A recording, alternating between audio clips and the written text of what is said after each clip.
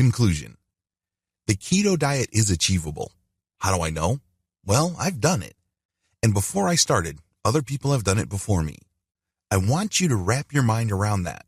This is not something impossible. This is not something outlandish or out of this world.